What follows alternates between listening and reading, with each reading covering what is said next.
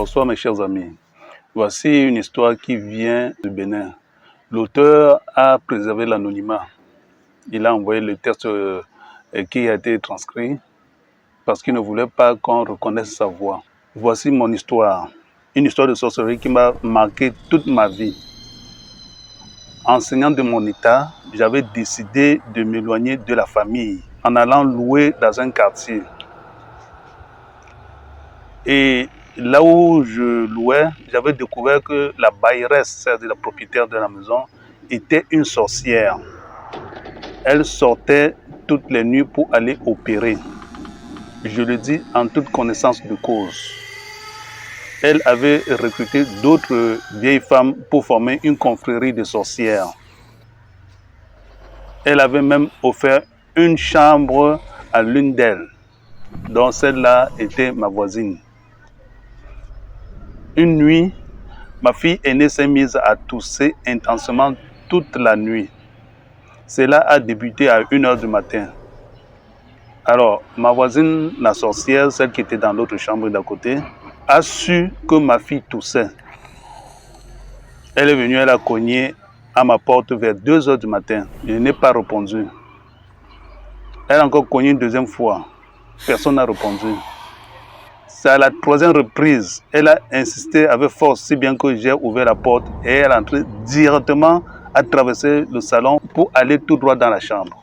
Et elle a demandé ce qui n'allait pas. Ma femme lui a expliqué. Elle a immédiatement présenté une pommade et a demandé d'appliquer ça à l'enfant. À son départ, j'ai dit à ma femme de ne pas l'utiliser. Et c'était très suspect son geste. Lorsqu'elle est sortie de la chambre, je l'ai accompagnée dehors. Et je l'ai vue traverser et aller s'adosser à un mur en face de la maison. Et elle s'est mise à faire des incantations. Alors j'ai pris peur. Et comme je comprenais un peu leur système de sorcellerie, j'ai prié et j'ai invoqué à 3 reprises l'intervention de ma défunte maman, de m'aider dans ce combat. Automatiquement, elle a répondu à mon appel sans tarder, en envoyant une décharge contre le mur. La vieille sorcière a lancé un cri de détresse si fort que ma femme qui était dans la chambre a suivi le cri. J'ai fui pour aller retrouver ma femme dans la chambre qui m'a demandé ce qui se passait. Elle a entendu crier. Je lui ai dit de rester tranquille et de dormir. Tout va bien. Le lendemain, j'ai donné des médicaments à ma fille et elle s'est rétablie. En sortant le matin, j'ai dit à ma femme, qui avait une grossesse avancée, de ne pas rester isolée. Sinon, les sorciers et les sorcières vont facilement l'atteindre. Parce que quand tu es isolé, ils peuvent facilement t'atteindre. Cet épisode est passé. À la période de la fête pascale, la vieille dame, c'est-à-dire ma voisine, la sorcière, m'a accosté au portail quand je rentrais du travail et m'a demandé ma part de dîme qu'elle ira présenter au curé. Car il avait distribué des enveloppes pour la collecte des dîmes. Je lui ai dit que j'ai compris, on en reparlera. Tous les soirs que je rentrais du travail, les 2 sorciers étaient toujours à l'affût. Elles m'abordaient pour me réclamer la dîme. Je leur dis toujours que j'y pense, ne vous inquiétez pas. J'avais compris leur démarche. C'était de prendre... leur objectif était de prendre mon argent, de l'envoyer dans leur monde de sorcellerie pour travailler. Question de voler mes énergies et de me causer les mêmes percées pour que l'argent ne me reste plus entre les mains. J'ai expliqué la situation à ma femme. Elle m'a interdit de leur donner le moindre sou. Tous les soirs, les 2 vieilles dames, c'est-à-dire la propriétaire de la maison et son amie, ma voisine, qui est dans l'autre chambre, les 2 m'abordaient, rien ne sortait. Ayant su que j'ai découvert leur manigance, les 2 vieilles sorcières ont commencé à me faire des mines, à me bouder, à afficher des comportements. Un jour, ma femme, qui, comme je vous l'ai dit, était enceinte, a commencé à avoir des malaises. Et c'est là où elle me signale que la propriétaire de la maison lui avait dit que le jour où elle commencera à avoir des contractions, de ne jamais faire appel à la voisine, c'est-à-dire son amie, et que celle-ci est une dangereuse sorcière, quelle que soit l'heure, que c'est plutôt à elle, la bailleresse, c'est-à-dire la propriétaire de la maison, de l'amener à l'hôpital, mais pas la voisine en question. Ainsi, elle dit, ainsi elle écrit son numéro de téléphone sur la porte, qu'à tout moment, on peut l'appeler, quelle que soit l'heure. À défaut, si elle ne veut pas l'appeler au moment de partir à l'hôpital pour l'accouchement, de prendre un caillou, de l'attacher fermement dans son pagne. Et une fois à l'hôpital, de détacher le caillou pour le laisser tomber par terre. Ainsi, elle va accoucher facilement. Vers 16 heures, ma femme a commencé à avoir des malaises. Elle a fait tranquillement ses affaires pour vouloir aller à l'hôpital en catimini. Mais curieusement, la sorcière, c'est-à-dire celle qui est dans la chambre voisine, apparaît. On sait comment elle a su que ma femme avait déjà des malaises et qu'elle veut aller à l'hôpital. Pourtant, elle était dans la chambre fermée. Pendant que ma femme arrangeait ces choses, elle voit la voisine surgir dans la chambre. Elle commençait à la presser d'arranger rapidement des choses, de faire vite. Et qu'ils aillent ensemble à l'hôpital, elle va l'accompagner à l'hôpital. Ma femme a refusé carrément de la laisser, qu'elle ira seule. La sorcière a insisté, elle a dit non, elle ne peut pas la laisser comme ça vu son état. Ne se sentant plus bien du tout, ma femme n'a pas pu l'empêcher de l'accompagner. Elle s'est laissée accompagner par la sorcière. Arrivée à l'hôpital, cette sorcière a voulu entrer dans la salle d'accouchement. Les sages-femmes ont refusé. Elle est restée dehors. Malheureusement, ce jour-là, il y a eu coupure de courant dans toute la zone. Mais les sages-femmes sont restées en prière. Heureusement, ma femme a accouché dans de bonnes conditions. Et la sorcière, étant dehors, a entendu le cri du bébé. Elle a voulu entrer. Les sages-femmes ont refusé. Elle a alors insisté qu'on lui remette le placenta. Je ne sais pas si c'est le cordon ombilical ou bien le placenta, mais j'ai marqué le placenta pour qu'elle amène cela à la maison. Dans la fatigue, ma femme a accepté. Mais plus tard, on était parti faire des recherches chez les marabouts. On nous a fait savoir que cette femme n'avait pas amené le placenta pour la maison pour l'enterrer, mais qu'elle avait coupé une partie, qu'elle avait envoyée dans le monde de sorcellerie pour faire leur travail. Ayant su cela, j'ai fait travailler immédiatement. On a détruit le travail mystique qu'elle avait fait et on a pu récupérer ce morceau de placenta qu'elle avait coupé et envoyé là-bas. Et on a détruit tous ses pouvoirs, tout ce qu'elle avait déjà programmé faire. Et cette dernière, qui est ma voisine, s'est mise à me bouder. Curieusement, on avait constaté que toutes les nuits, jusqu'à 6 heures du matin, le nouveau-né ne dormait jamais, mais avait les yeux fixés sur le pan du mur qui donnait dans la direction de la chambre de la sorcière. Et il ne faisait que pleurer. Même sa sœur aînée, celle qui toussait l'autre fois, comme j'avais expliqué, elle criait en disant qu'elle apercevait la présence de quelqu'un dans la chambre. Et il prononçait le nom de la vieille sorcière, c'est-à-dire la voisine qui est dans l'autre chambre. Cet épisode est passé. Des semaines plus tard, ma grande fille, celle qui pleurait et prononçait le nom de la sorcière, est partie retrouver sa fille, c'est-à-dire la fille de la sorcière qui est ma voisine, celle qui est dans l'autre chambre, avec qui elle faisait même classe. Elle est entrée dans leur chambre et je l'ai entendue crier. Je l'ai appelée immédiatement. Elle est sortie immédiatement de la chambre. Elle est venue et je lui ai demandé qu'est-ce qui s'est passé. Elle m'a dit qu'arrivée dans la chambre, sa copine s'est transformée et était devenue un monstre et voulait l'avaler. Et c'est pourquoi elle a hurlé. Je l'ai calmée, on l'a fait asseoir et 5 minutes après, elle s'est mise à chauffer. Elle avait une forte fièvre. Et ce jour-là, il y avait une dame qui passait, qui a assisté à toute la scène. Elle est venue vers moi, elle m'a dit que ma fille a eu la chance. Parce que ça fait depuis un certain temps qu'il y a des choses qui se racontent sur la fille de cette sorcière-là. Des choses qu'elle fait dans le quartier. Parce que, avec ce qui s'est passé là, elle voulait déjà manger ma fille. Heureusement que mes ancêtres n'étaient pas loin. Dieu n'a pas laissé faire. Et comme ma fille a hurlé, elle l'a alors trahi. Et cette fois-ci, elle n'a plus de pouvoir, elle n'a plus d'effet sur ma fille en tant que telle. Et comme ma fille a hurlé, elle a trahi sa copine.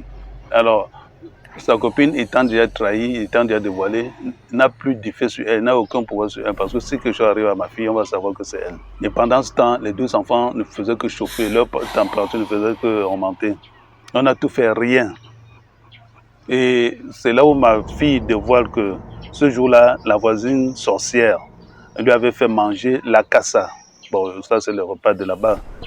Ma femme, j'ai demandé à ma femme, elle a confirmé. Je lui ai demandé pourquoi elle a permis cela, sachant qui était cette méchante sorcière.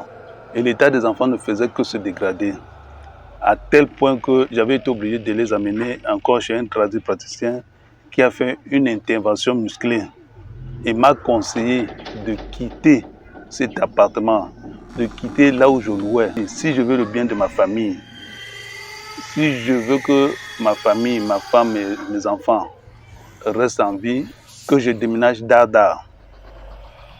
Et sans crier gare, nous l'avons fait. Quelques mois plus tard, la sorcière aussi a déménagé. Elle était dans un autre quartier. J'ai appris qu'elle avait été très malade. Et un jour, elle a rencontré ma femme dans une boutique. Elle a demandé à ma femme si nous sommes toujours ensemble. Ma femme a dit oui. Ça l'a vraiment vexée parce que son objectif était de nous séparer, de détruire ma famille, voler nos énergies et de nous séparer carrément. C'est-à-dire détruire ma famille. Heureusement que mes ancêtres étaient sur le qui-vive, Dieu a toujours intervenu à tout moment. Voilà l'histoire de ce monsieur du Bénin qui m'a envoyé et qui a requis l'anonymat.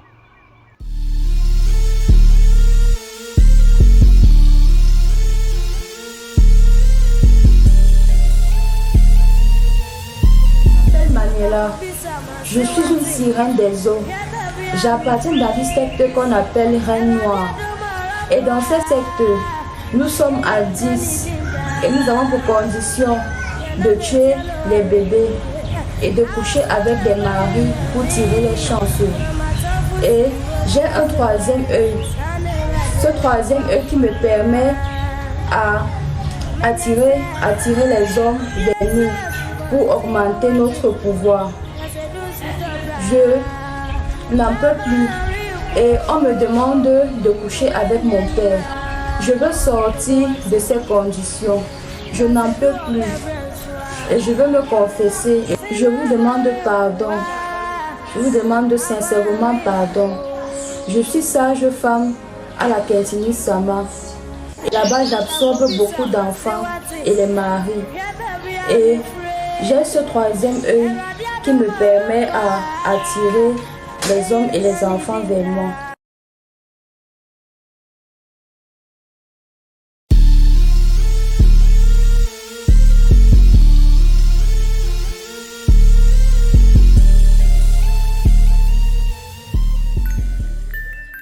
C'est l'histoire d'une jeune fille qui a décimé toute une famille avec sa maladie.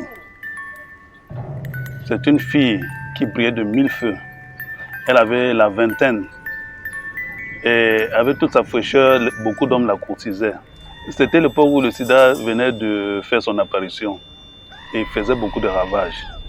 Alors la fille qui bougeait beaucoup, on lui avait donné le surnom de Mokaki, c'est-à-dire la fille de l'homme policier, de l'homme en kaki.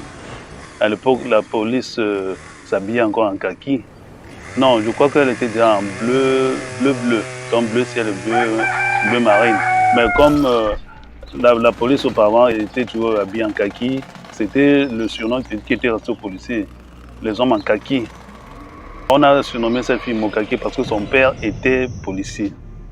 Alors, elle brillait de mille feux, elle tournait à 100 à l'heure, elle était courtisée par des hommes. Elle mangeait la vie à tous les râteliers.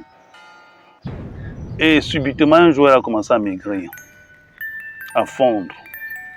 Elle est partie à l'hôpital, elle a été déclarée séropositive. C'était le point où on disait le sida ne se soigne pas. Dès que tu es ça, tu es déclarée morte ou mort. Elle a commencé à vomir, à chier la diarrhée. Comme c'était une maladie de honte, ses parents l'ont amenée au village pour que c'est là-bas qu'elle doit passer ses derniers jours. Mais il y a un marabout qui se disait très puissant. Il a dit qu'il connaît le secret du sida et il va remettre la fille debout. Les parents ont dit que mais on n'a pas d'argent puisque le traitement du sida coûtait extrêmement très cher. Le marabout a dit ce n'est pas un problème. Je vais vous prouver de quoi je suis capable. Quand la fille va guérir, attendez d'abord que la fille guérisse. Et c'était un monsieur qui avait une certaine réputation. Il disait toujours, quand il gâte, il ne sait pas arranger. Donc, lorsqu'on fait le caddie chez lui, s'il faut attraper un voleur, il faut dire oui à l'avance. Parce que dès qu'il fait le caddie, lorsque ça t'attrape, c'est fini. Il a pris la fille chez lui, il a soigné la fille, utilisé les plantes. Il a coupé la diarrhée et le vomissement. La fille a commencé à reprendre les couleurs. Alors il a appelé la famille de la fille, il a dit bon voilà, votre fille est déjà guérie, payez-moi. Les parents ont dit que ben, on va trouver l'argent où? On n'a pas d'argent parce que la facture était élevée. Et il a dit ok, c'est pas un problème, je la garde comme femme. Elle était en ce moment 4e épouse. Il devait la prendre comme ça pour être 4e épouse. La fille n'avait rien à dire parce que vu son état, avec ce qu'on a dépensé sur elle et qu'elle était entre la vie et la mort, elle n'a fait qu'accepter. Elle est restée au village étant la 4e épouse de ce monsieur parce que ses parents n'étaient pas capables de payer la facture de ce monsieur.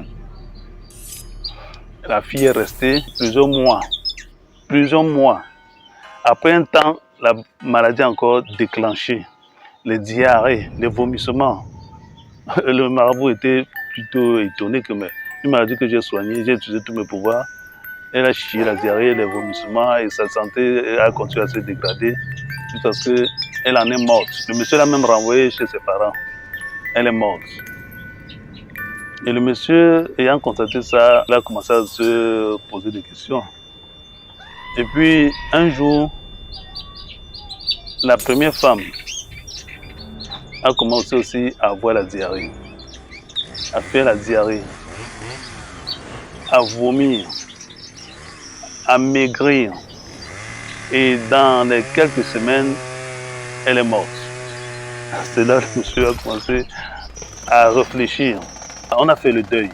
Quelque temps après, la 3e femme a commencé aussi à manifester les symptômes de sida, à faire la diarrhée, à vomir, à maigrir, tout. C'est là où, donc ça a commencé d'abord doucement. C'est là où le monsieur s'est mis comme ça, il a réfléchi, il a dit merde, je vais mourir seul comme ça. Et parmi ces femmes, il y avait une dont il ne s'entendait plus. Donc ça fait longtemps qu'il avait oublié le chemin de sa chambre. Au Cameroun, chez les Bamileke, pour montrer à la femme que tu as encore de l'estime pour lui, tu lui achètes de l'huile rouge pour faire la cuisine. Parce que c'est le jour du marché qu'on fait les achats pour la cuisine de la semaine. C'est-à-dire l'huile rouge, le poisson, les condiments, tout le reste. Le monsieur appelle sa femme, c'était un jour du marché. Il lui demande, il semble que ça fait longtemps que tu n'es plus encore acheté de l'huile. Hein? La femme dit oui. Il a dit bon, prends ton bidon de 5 litres et retrouvons-nous au marché.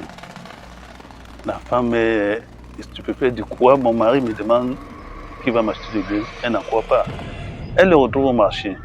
Il achète l'huile, il achète le poisson, il demande qu'est-ce qui te manque encore. La femme elle croit que c'est un rêve. Elle dit il manque s'il achète, elle va à la maison. Et puis maintenant, elle commence à faire la cuisine. Et quand la maladie a attaqué la 3e femme, c'est là où la femme a commencé à se poser des questions. Et la femme est morte.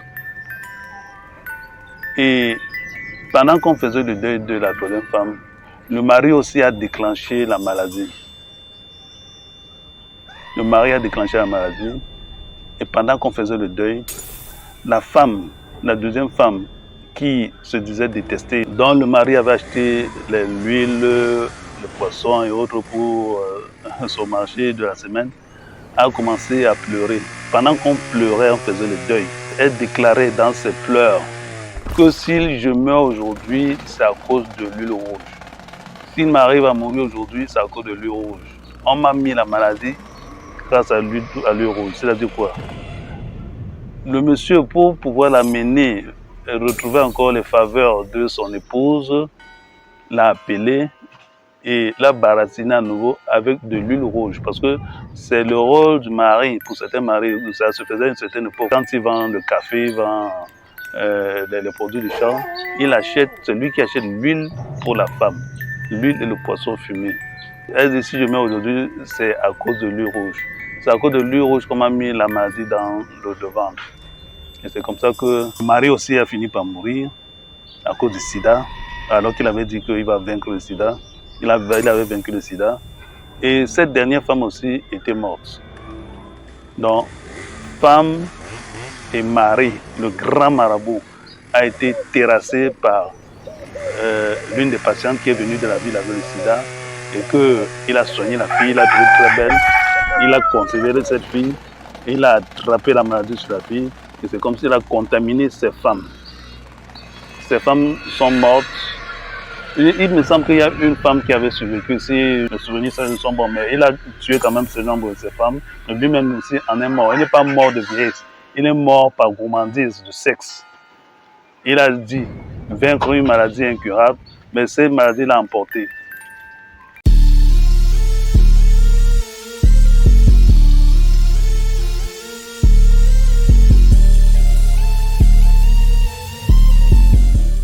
Oui, shalom, shalom, shalom, que Dieu Tout-Puissant vous bénisse et soyez forts.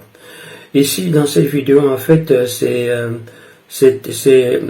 une cachette des sorciers qui vient d'être découverte donc dans une parcelle, donc dans une parcelle familiale.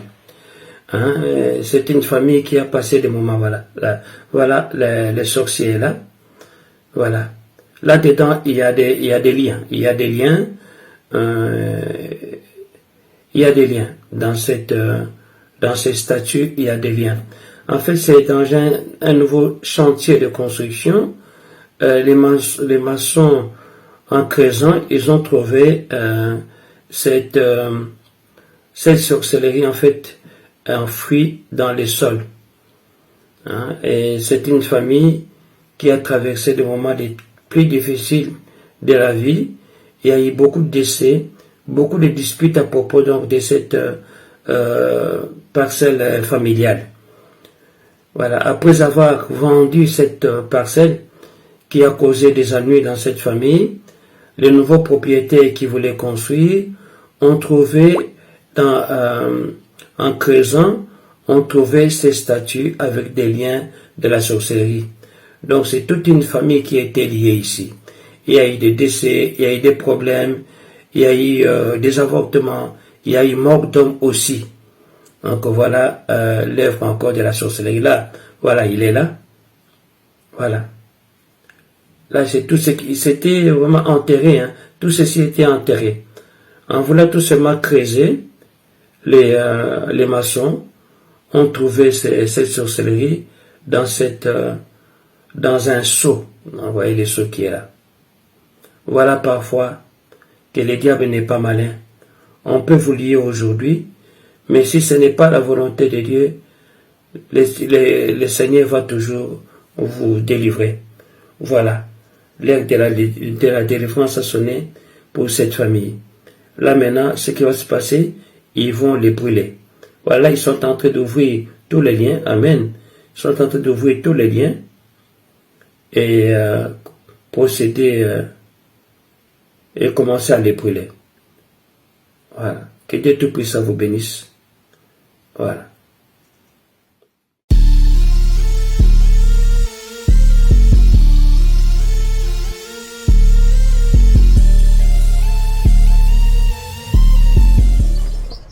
Je vais vous parler du Bangala mystique, le Péni mystique. Alors il s'agit de quoi? Dans le village, à l'ouest du Cameroun, dans les Bamboutos, dans un village appelé Bacham, il y a un monsieur qui avait défrayé la chronique avec son histoire. Qu'est-ce qu'il avait fait? Il était parti chez un marabout. Il a commandé le pouvoir du Bangala mystique. C'était pour quoi faire?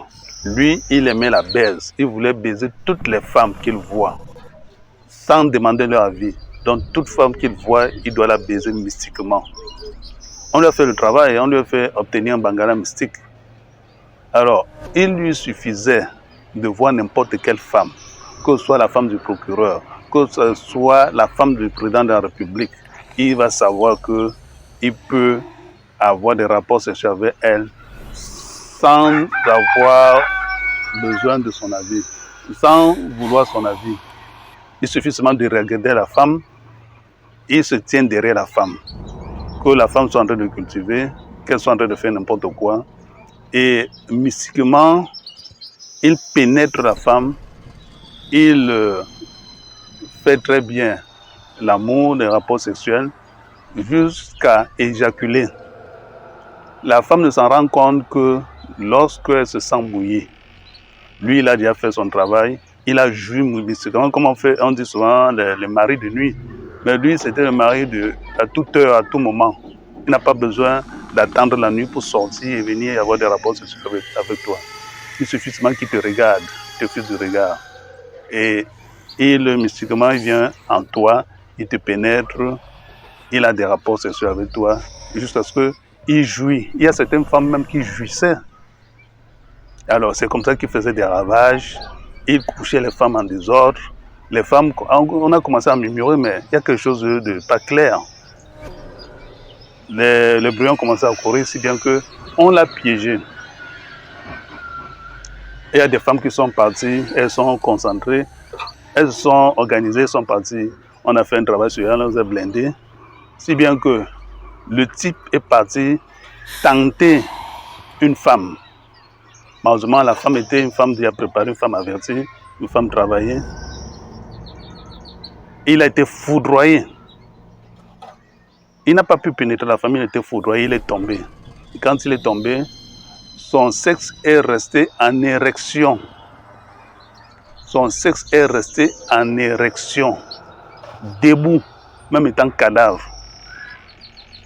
Et c'était un gros sexe. À tel point que même pour faire le cercueil, il a fallu on lui donne assez d'espace. Parce que même pour l'habiller, on n'arrivait pas à lui porter le pantalon. On a seulement couvert avec un pagne. Et c'est comme ça qu'il est mort avec le sexe tendu, debout, même étant déjà cadavre. Et on l'a enterré ainsi. Et c'est comme ça que les femmes ont pu être libres. Cet homme avait son bangala mystique dont il était parti commander, tout simplement pour nuire les femmes, les coucher et voler leurs énergies. Et c'est ainsi que s'est terminée l'histoire de cet homme au bangala mystique.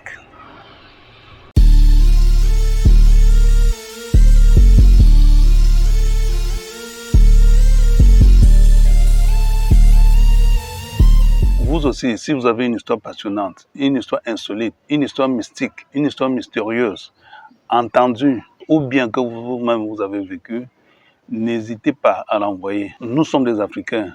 Nous vivons toujours des histoires. Il y a des familles, pas tout le monde, qui vivent toujours certaines histoires rocambolesques, certaines histoires mystiques, qui vivent des histoires de sorcellerie.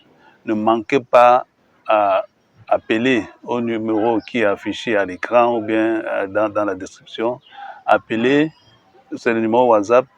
Racontez votre histoire. Elle doit durer moins de 10 minutes. Et nous la faisons diffuser. Et soyez cohérents, s'il vous plaît.